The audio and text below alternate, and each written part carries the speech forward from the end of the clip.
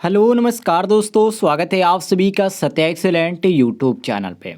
Finally दोस्तों, जो छात्र इस बार मतलब कि इस बार जो सीबीटी एग्ज़ाम हुआ है, जितने भी छात्र गए थे एग्ज़ाम देने, उनसे कंफर्म कर लीजिएगा कि ये क्वेश्चन आया था या नहीं आया था। ये परीक्षा में ये क्वेश्चन आपका आया था और ऐसे बहुत सारे क्वेश्चन हैं जो कि मैं आपको इस वीडियो के माध्यम से देने वाला हूँ, जो कि इस बार के एग्ज़ाम में पूछे गए हैं।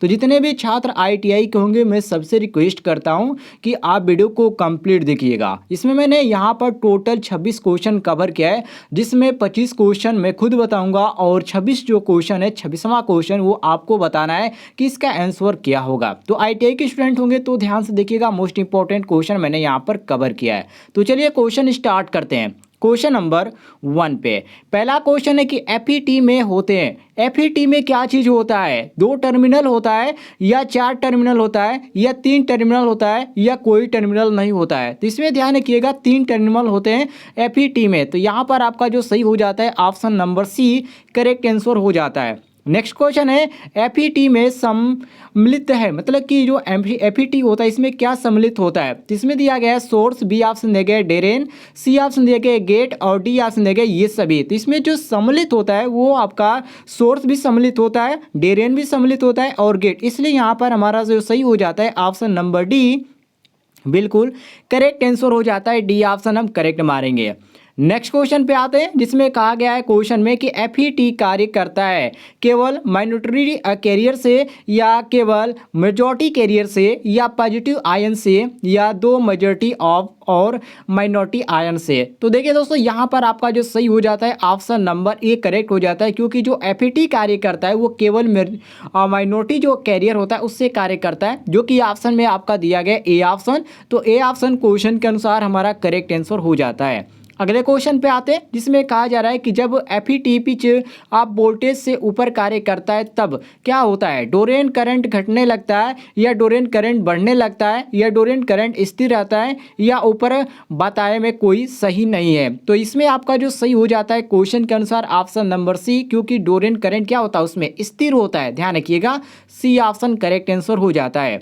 अगले क्वेश्चन पे आते हैं, जिसमें कहा गया है क्वेश्चन में कि एफईटी में रेफरेंस का बिंदु हर समय होता है। जो रेफरेंस होता है उसका जो बिंदु होता है हर समय क्या होता है? सोर्स होता है या गेट होता है या ड्रेन होता है या ऊपर बताए गए सभी ऑप्शन सही है। तो इसमें आपका जो सही हो जाता है ऑप्शन नंबर ए, क्योंकि एफईटी में जो रेफरेंस जो बिंदु होता है उस समय क्या होता है? हर समय वहाँ पर सोर्स होता है। तो ये आपका ए ऑप्शन करेक्ट हो जाता है।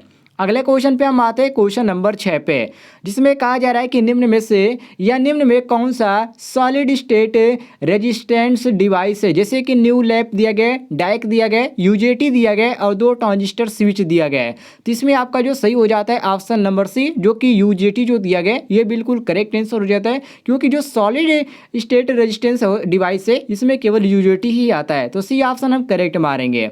अगले क्वेश्चन पे आते हैं, जिसमें कहा जा रहा है कि डायक की कर्व में कितने ब्रेक ओवर पॉइंट होते हैं? 1 होता है या 2 होते हैं या 3 होता है या 4 होते हैं? तो इसमें इनकी जो संख्या होती है दोस्तों वो केवल 2 होती है, इसको ध्यान रखिएगा। तो बी ऑप्शन हमारा करेक्ट हो जाता है। नेक्स्ट क्वेश्चन पे आते हैं, जिसमें कहा गया है क्वेश्चन में कि यूजेटी, ध्यान रखिएगा, यूजेटी का सर्वाधिक इस्तेमाल किस में किया जाता है या किस में होता है? इसमें आपको बहुत सारे ऑप्शन देखने को मिल जाते हैं, यहाँ पर आप देख सकते हैं, लेकिन इसमें जो आपका सही हो जाता है ऑप्शन नंबर डी, क्योंकि ये जो रिलैक्सेशन जो ऑसिलेटर होता है इसमें इसका इस्तेमाल किया जाता है, जो कि ऑप्शन में आपका डी दिया गया है। तो डी ऑप्शन क्वेश्चन के अनुसार हमारा करेक्ट आंसर हो जाता है। नेक्स्ट क्वेश्चन पे आते हैं, जिसमें कहा जा रहा है यूजेटी कैरेक्टरिस्टिक में पीक वोल्टेज और जो वैली करंट होता है उसके मध्य में क्या होता है? पॉजिटिव रेजिस्टेंस होता है या नेगेटिव रेजिस्टेंस होता है या नॉन लीनियर कैरेक्टरिस्टिक होती है या वोल्टेज के बढ़ने पर करंट घटता है? तो यहाँ पर आपका जो सही हो जाता है ऑप्शन नंबर बी करेक्ट हो जाता है, जो कि यहाँ पर आपका दिया गया है नेगेटिव रेजिस्टेंस होता है। तो हम बी ऑप्शन करेक्ट आंसर मारेंगे। अगले क्वेश्चन पे हम आते हैं क्वेश्चन नंबर 10 पे, जिसमें कहा जा रहा है कि निम्न में से किस इलेक्ट्रिक डिवाइस की आंतरिक संरचना में 2 लेयर होती है? बीजेटी में या यूजेटी में या एससीआर में या जीटीओ में? तो ध्यान रखिएगा, इसमें जो होती है केवल यूजेटी में होती है, जो कि ऑप्शन में आपका बी दिया गया है। तो ये हमारा बी ऑप्शन क्वेश्चन के अनुसार करेक्ट आंसर हो जाता है। नेक्स्ट क्वेश्चन पे आते हैं जिसमें कहा जा रहा है क्वेश्चन में यूजेटी का प्रयोग किया जाता है। जो यूजेटी होता है उसका प्रयोग कहाँ पर किया जाता है? तो इसका जो प्रयोग किया जाता है सातुत जनरेटर के रूप में किया जाता है, जो कि यहाँ पर आपका दिया गया सी ऑप्शन। तो सी ऑप्शन क्वेश्चन के अनुसार करेक्ट आंसर हो जाता है, सभी लोग ध्यान दीजिएगा। नेक्स्ट क्वेश्चन पे आते हैं जिसमें कहा जा रहा है कि यूजेटी में पी प्रकार का जो उत्सर्जक होता है वो खाली स्थान होता है, मतलब कि जो डायोड होता है वो कौन सा डायोड होता है? तो इसमें जो डायोड होता है दोस्तों वो आपका कौन सा होता है? तो इसमें आपका हेविली होता है, मतलब कि अधिक मात्रा वाला होता है। ठीक है, तो ये आपका सी ऑप्शन करेक्ट आंसर हो जाता है। नेक्स्ट क्वेश्चन पे आते हैं जिसमें कहा जा रहा है क्वेश्चन में यूजेटी को नाम से जाना जाता है, मतलब यूजेटी को किस और नाम से जाना जाता है? तो इसको जो नाम से जाना जाता है उसको बोलते हैं दोहरा आधार डायोड। ठीक है, तो यहाँ पर आपका सी ऑप्शन करेक्ट हो जाता है। आप यहाँ पर देख सकते हैं सी ऑप्शन मैच कर रहा है, तो हम सी ऑप्शन क्वेश्चन के अनुसार करेक्ट आंसर मारेंगे।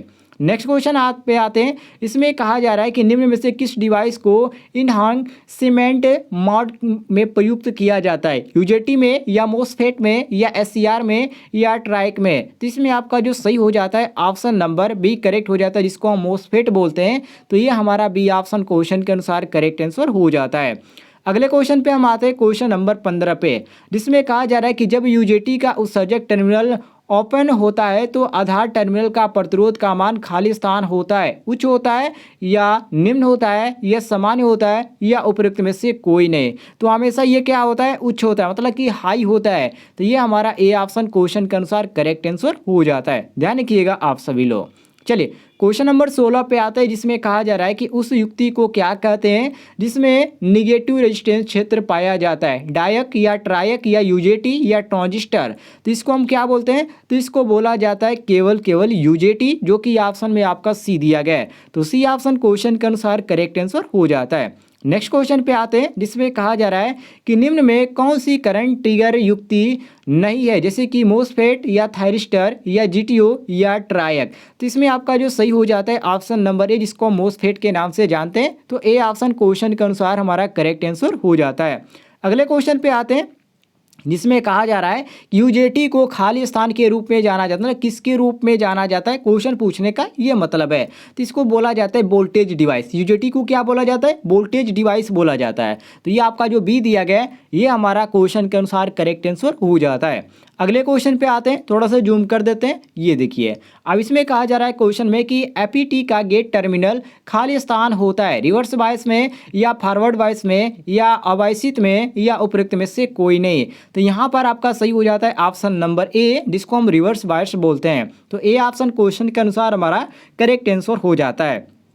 आइए अगले क्वेश्चन पे आते हैं। ये आपके सामने कुछ चित्रनुमा क्वेश्चन है जिसमें ये कहा जा रहा है कि जो आपके सामने ये जो आपका प्रतीक बना गया है, ठीक है, ये जो प्रतीक है ये किस युक्ति का प्रतीक है? तो ये बहुत ईजी है दोस्तों, सभी को मालूम है। ये जो आपका चित्र आपके सामने दिख रहा है ये यूजेटी का है। किसका है दोस्तों? सॉरी, हाँ, यूजेटी का है।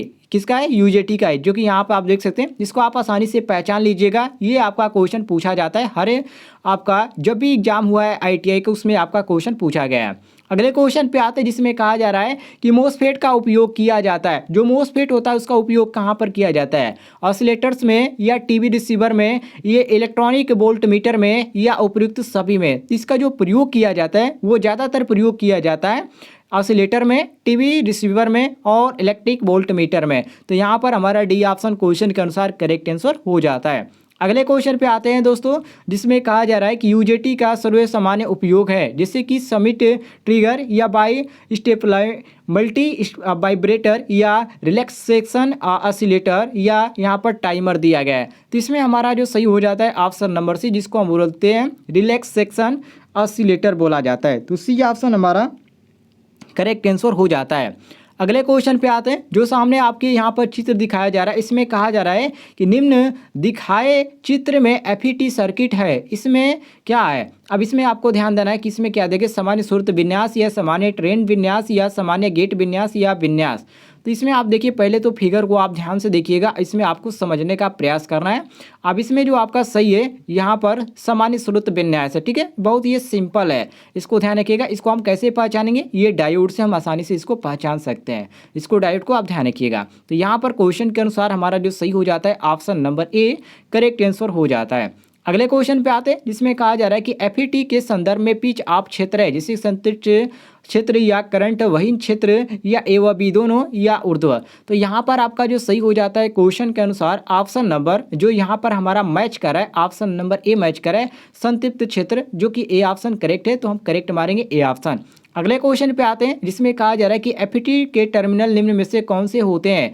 बेस एमीटर तथा कलेक्टर या एनोड कैथोड एवगेट या सोर्स गेट या ड्रेन या उपयुक्त में से कोई नहीं। तो इसमें आपका सही हो जाता है ऑप्शन नंबर सी, जो कि सोर्स गेट तथा ड्रेन दिया गया। अब आपको लास्ट क्वेश्चन बताना है इसका आंसर क्या होगा, जिसमें क्वेश्चन पूछा गया कि बाईपोलर ट्रांजिस्टर की तुलना में एफईटी की ऊष्मीय स्थिरता खाली स्थान होती है कम, अधिकतम, न्यूनतम या इनमें से कोई नहीं। तो क्वेश्चन नंबर 26 का आंसर आप सभी लोग कमेंट बॉक्स के माध्यम से बताइएगा। यदि आपको नहीं आता है तो मैं आपको इसका आंसर बता दूंगा, आप आसानी से जान सकते हैं। कमेंट में आप इसका आंसर बताने का प्रयास कीजिए पहले।